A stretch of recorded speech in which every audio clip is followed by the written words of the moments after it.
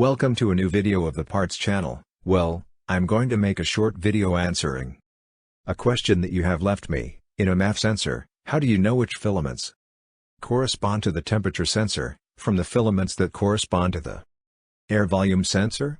Let's see. What is quite simple. Okay, here we have a MAF sensor. Well, this one from a Toyota, well, you see that it has some more exposed filaments here. Well, these ones that are more exposed, which can be seen with the naked eye, these correspond to the temperature sensor, which would be the IAT sensor, which has it incorporated, and the filaments that correspond to the air volume sensor, which gives the air volume, are more hidden, they are thinner. There are two, which usually go in parallel. One of them is made of platinum and they are much thinner. There they can be seen in the background. You see, it is, as I say, quite simple. The ones that are more exposed, temperature sensor. The that are more hidden, those are the ones that give the volume of air entering the intake.